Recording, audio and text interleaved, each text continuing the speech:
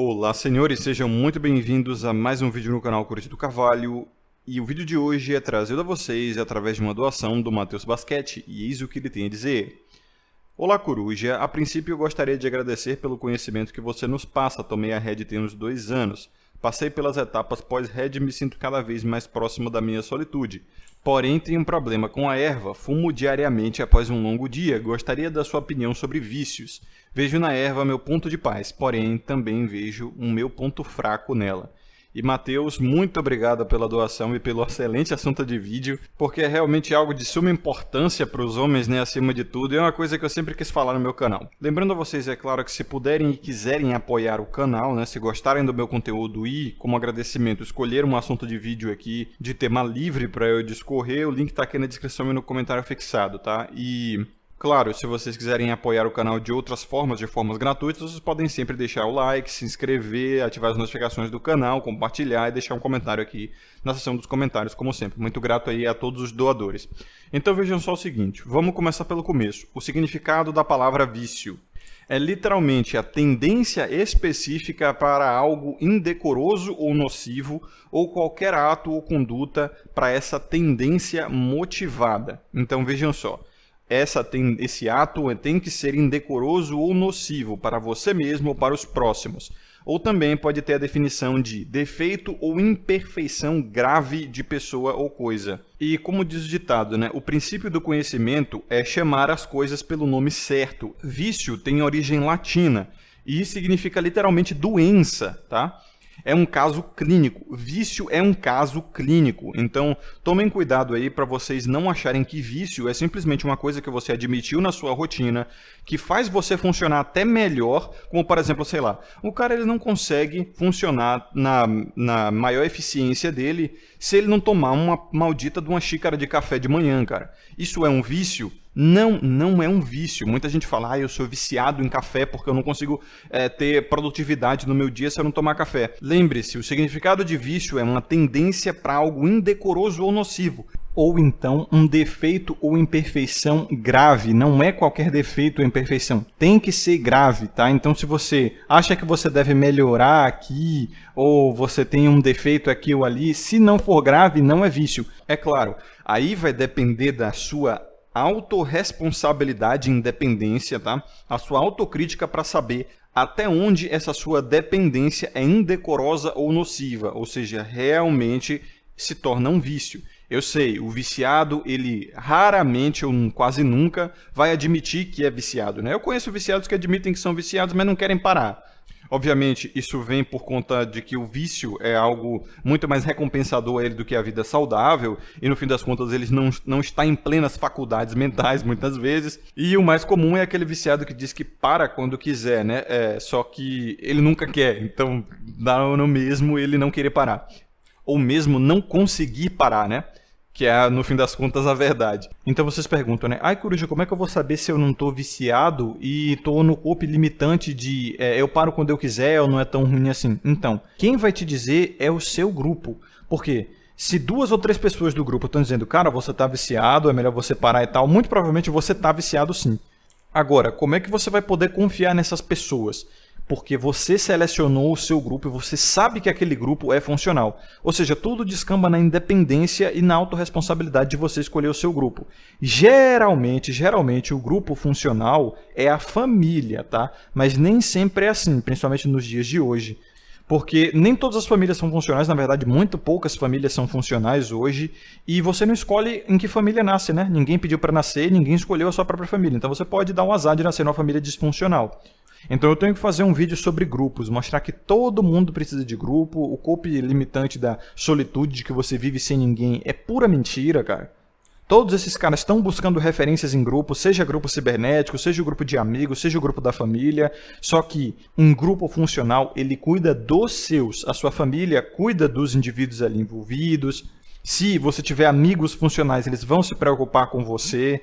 Porque o grupo funcional sabe que a força está nos indivíduos, tá? Então eu também vou por aquela máxima universal, elementar. Cara, isso se aplica a tudo na vida. A única única diferença entre o remédio e o veneno é a dose. Simples assim.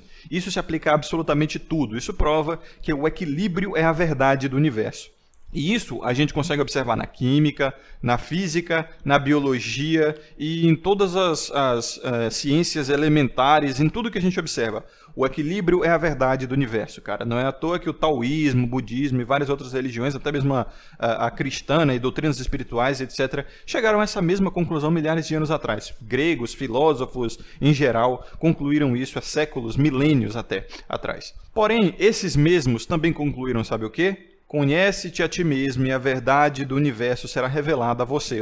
Ou seja, você consegue ver aí a clara correlação entre essas duas máximas filosóficas? Só você pode saber, né, conhecendo a você mesmo, se a quantidade da substância ou da prática que você anda fazendo está se tornando um remédio, um veneno para você.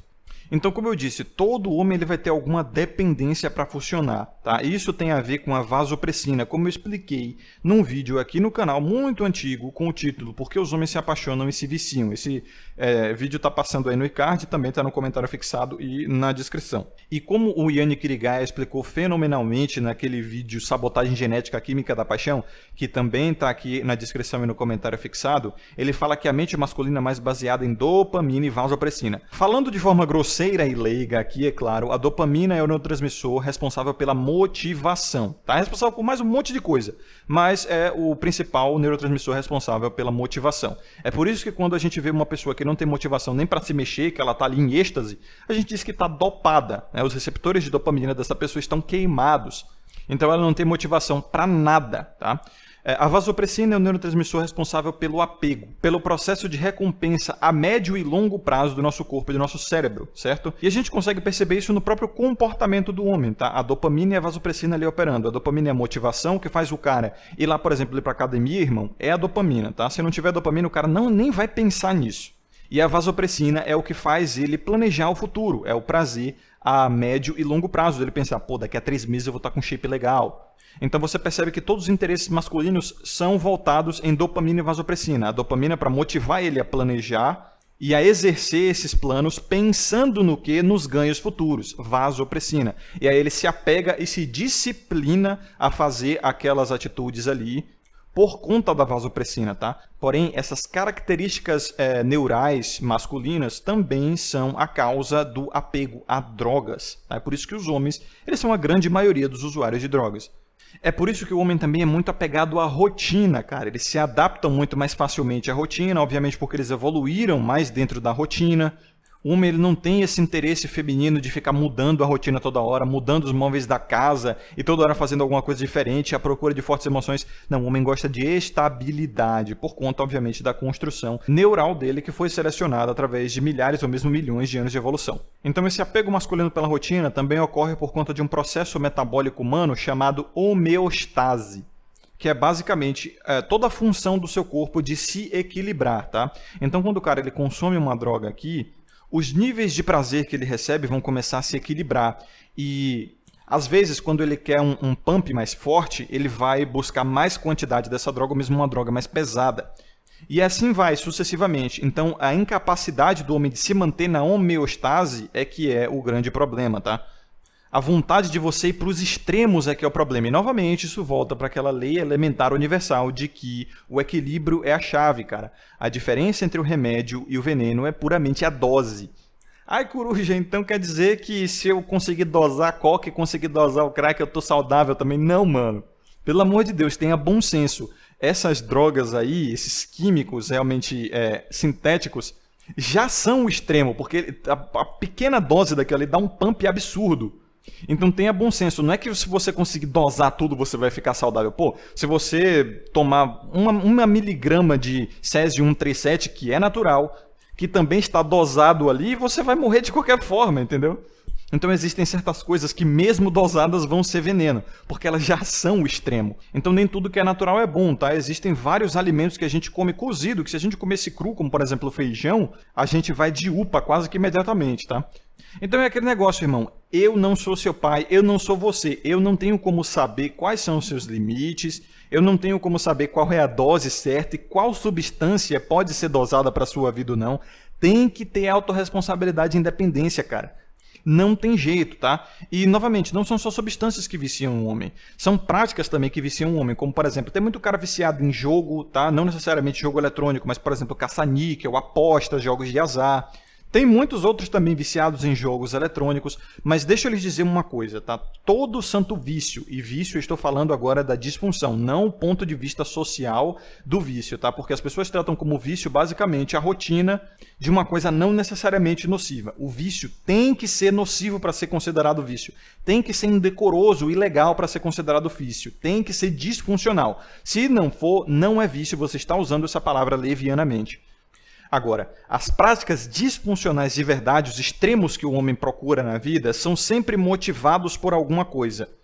Principalmente por uma escapatória, tá? Vamos lá, vou dar exemplos. Por exemplo, o cara ele é realmente viciado em pornografia e masturbação. Ele, como o Terry Crews, por exemplo, tá? Vamos pegar o exemplo do Terry Crews, que ele foi por muito tempo, mesmo enquanto casado, mesmo enquanto tinha filhos, morando com a sua família, era viciado por pornografia e masturbação. E ele falou em programa de palco que ele assistia de tudo mesmo, tá? E veja só, ele via o dia virar noite e a noite virar dia e ele estava na frente do computador vendo aquilo. Muito provavelmente por conta dos níveis de testosterona exacerbados que ele tinha, né? Porque eu não sei se ele se aplicou, mas ele é um cara hipermasculino de fato e aquele nível ali, irmão, ele tem que ter muita testo. Então essa foi a primeira motivação.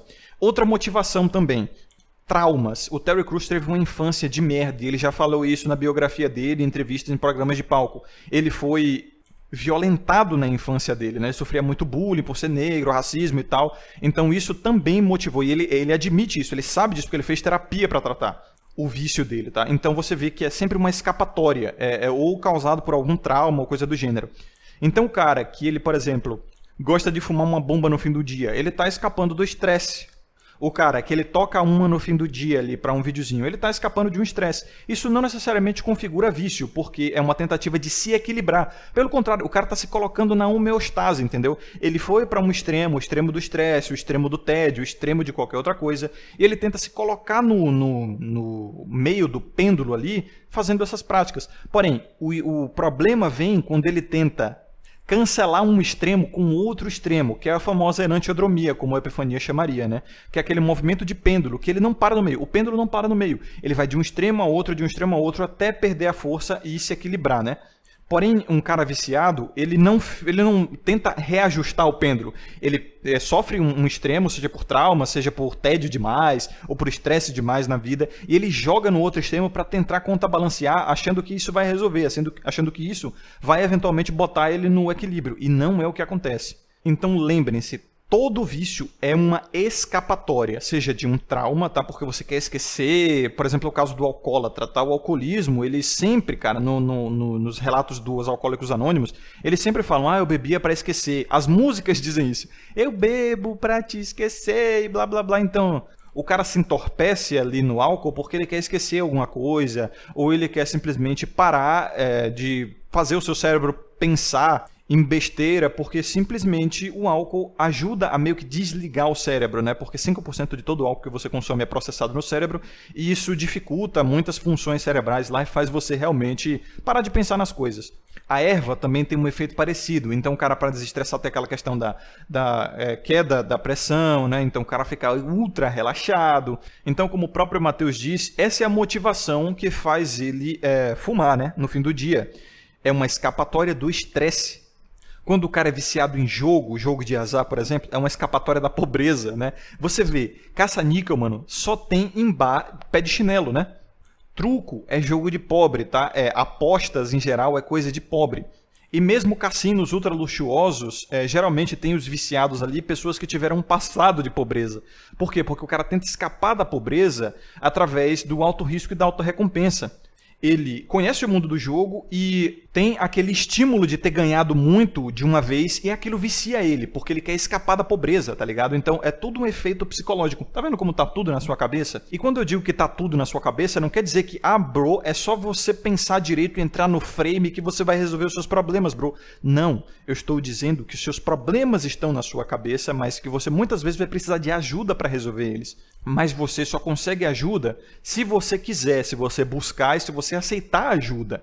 Então, Toda mudança começa primeiro na aceitação. Na honestidade de você dizer, olha, eu tenho um problema e eu quero ajuda. Se não, irmão, se você não quiser se ajudar, ninguém mais vai te ajudar. Você não é uma mulher que recebe validação de graça, ajuda de graça, apoio de graça. Você tem que buscar e muitas vezes você tem que pagar. Você tem que pedir, tá? Como disse o Don Corleone no filme Poderoso Chefão. Cara, só mulheres e crianças podem se dar o luxo de serem descuidadas. Homens não podem se dar esse luxo. Justamente porque os homens são os que dão esse luxo às mulheres e crianças e preferem dar esse luxo do que dar a amigos homens por conta da competição. Se ele ajudar um outro homem, ele está ajudando o, entre aspas, inimigo, né? Pelo menos é assim que muitos homens se veem, como eu falei no vídeo Os Verdadeiros Inimigos dos Homens.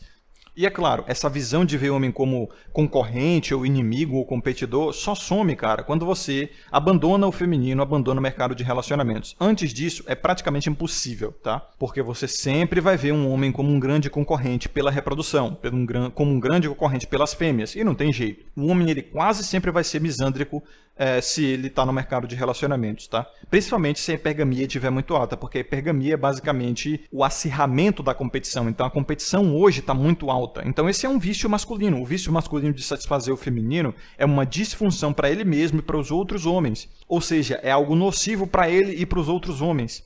Porque só quem tem ganho com isso são as mulheres. E é exatamente por isso que você consegue ver aí que os caras mais manginas são os mais misândricos. Como, por exemplo, a galera do tradicional conservadorismo, cara. Eles são extremamente manginas, eles querem tudo para as mulheres e eles tratam os homens realmente como escravos.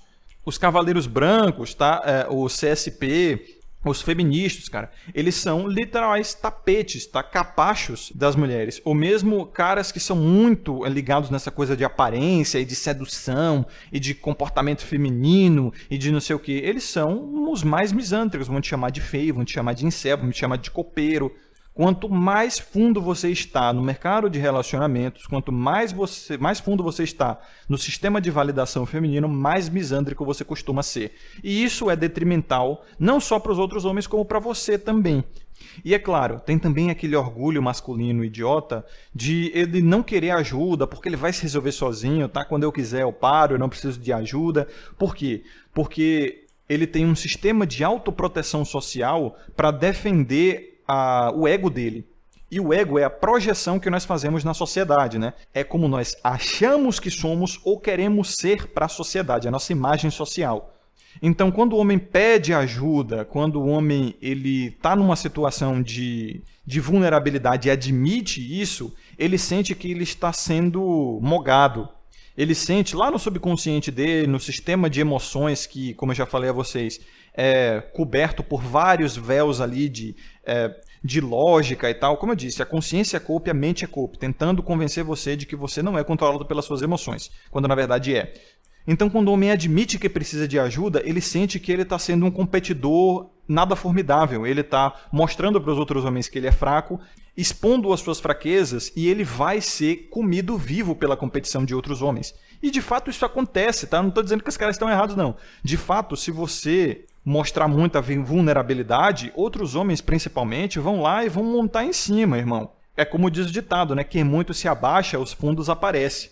Então você tem que saber a quem você está mostrando sua vulnerabilidade pedindo ajuda. Não é para qualquer um, tá?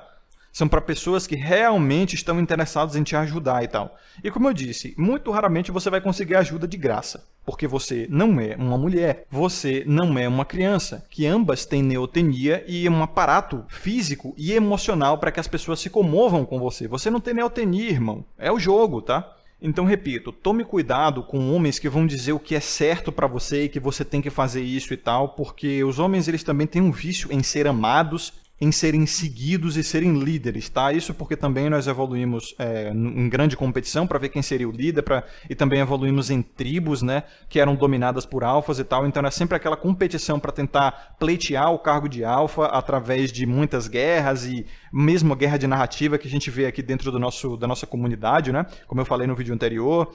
Então, é muito comum aquele vício narcísico do homem de ficar querendo ser amado, dizer que você está negando o meu conteúdo, você está negando a minha seita, você é maluco, você é copeiro e tal. Então tá aí um vício masculino. Então toma cuidado com o homem que vai dizer, olha, o certo para os homens é isso. A gente vê isso também dentro dos tradicionais conservadores, que vão dizer, não, o papel do homem é esse, isso e aquilo é isso. Toma cuidado, desenvolva a sua independência, a sua autorresponsabilidade para saber exatamente o que você quer, quais são os seus limites, quais são as suas vontades, os seus interesses, tá? Não vá assumindo grupos cibernéticos aí, porque eu sei, é difícil olhar para si mesmo, muitas vezes pode ser solitário, tá? Pode ser demorado, pode parecer que você não está conseguindo nenhuma resposta, mas vale a pena continuar tentando olhar para si mesmo e se desenvolver ali e pensar fora da caixinha do seu grupo, para que você finalmente saiba que você é um ser individuado e a partir daí você selecionar o seu grupo de uma maneira saudável e não ser selecionado por qualquer grupo que vai meramente te acolher, né? Muitas vezes falsamente, para depois botar uma carga enorme nas suas costas e te tratar meramente como um escravo a serviço do grupo, das ordens do grupo. Então sim, o ser humano ele é um ser sociável, é impossível viver sozinho, a despeito de que muitos caras vão falar por conta da solitude, não, porque viver no mato sozinho sem ninguém é perfeitamente possível. Não, você vai querer uma validação de um grupo ali, você vai precisar disso. Seres humanos que viveram sozinhos não se reproduziram, e não estou dizendo que a reprodução é necessária, mas que se esses seres não se reproduziram, obviamente eles não passaram a sua genética adiante. Ai, mas e Tesla? Ai, mas e não sei o que, um monte de cara que não teve filho. A gente usa esses exemplos para mostrar, obviamente, casos de exceção que trouxeram legado para a humanidade, mas não genético, intelectual. E mesmo esses caras viviam em cidades, viviam em grupos. Tesla passava muito tempo sozinho, sim, mas ele tinha um ajudante, né? E ele ficava muito tempo no porão ou no apartamento dele. Ele tinha família, ele tinha pessoas com as quais ele se relacionava, por mais que tivesse poucos amigos. Então, assim, não é que Tesla ele conseguiu desenvolver tudo aquilo no meio do mato, sem ninguém a quilômetros de distância, não, tá? Ele precisava da tecnologia, ele precisava de cidade, ele precisava de eletricidade para fazer as criações que ele fez. Então a gente usa o exemplo dele para um homem que não teve filhos e conseguiu deixar um legado muito importante para a sociedade. Porém, o grupo a qual você vai fazer parte vai ser selecionado através da sua independência. Você vai desenvolver essa independência e vai selecionar o grupo por você mesmo. Sabendo que você precisa de um grupo, você vai selecionar independentemente. E não como um cara que não se domina, que não se conhece, que não tem controle sobre o próprio mundo e vai simplesmente aceitar entrar em qualquer grupo que meramente acolha ele, que ele se identifique e tal. Então o vício significa literalmente isso, cara. Toda atitude nociva, e principalmente aquela qual você não consegue se livrar deliberadamente. Essa é uma atitude nociva a qual os homens não conseguem se livrar deliberadamente porque é uma inclinação do próprio instinto deles. De ser amado, de forma até narcisista, de estar certo o tempo todo, que minha tribo está certa, eu sou o dono da verdade, não negue a Red Pill, não negue a Black Pill, não negue a não sei o que Pill. Ele está negando e tal, e não sei o que. É por isso que eu disse a vocês, eu não sou o dono da verdade, não como sinalização de virtude, mas por mera honestidade mesmo, porque todo mundo é assim. Todo mundo fala só do próprio mundo, do que observa, do que vive e do que sabe. Não tem como as pessoas falarem do que não sabem. Se elas não sabem, elas não vão nem saber que existe. Então ninguém é o dono da verdade e por isso saiba, só você sabe o que é melhor para você mesmo. E por fim de tudo, tá? Você vai precisar de integração ao grupo e você vai precisar de algumas práticas rotineiras para fazer você voltar ao equilíbrio. Só que essas práticas precisam ser saudáveis e funcionais. Eu não vou dizer se é você tocar uma asinha no fim do dia ou fumar uma bomba, ou se você gosta de passar horas no videogame aí, desde que isso não atrapalhe a sua vida, tá? Eu não vou dizer o que é certo e o que é errado, mano. Eu não vou fingir que eu me preocupo com a sua saúde física e dizer, não, cara, essa parada que você fuma, no fim das contas, vai fazer seu pulmão ficar preto. Não, cara, bater uma asinha vai fazer a tua testosterona cair, embora não hajam estudos conclusivos a respeito disso, mas enfim. Então, concluindo, veja o que você precisa fazer para entrar em equilíbrio, porque, de fato, a sociedade, o dia a dia, tira você do equilíbrio, ela vai manter você no extremo do estresse, no extremo do tédio, no extremo da raiva, às vezes. Então, para você desestressar, para você espairecer, mano, você vai precisar de uma prática, só que observe essas práticas, para ver se essas práticas não estão te levando para um outro extremo, ou se elas estão, de fato, ajudando você a se equilibrar. Então, senhores, esse é o vídeo de hoje. Muito obrigado ao Matheus pela doação e promoção de vídeo ao canal. Muito obrigado a todos os doadores e membros. Lembrem-se de ter sabedoria e consciência sempre. Vejo vocês no próximo vídeo. Aqui é o Coruja e até mais.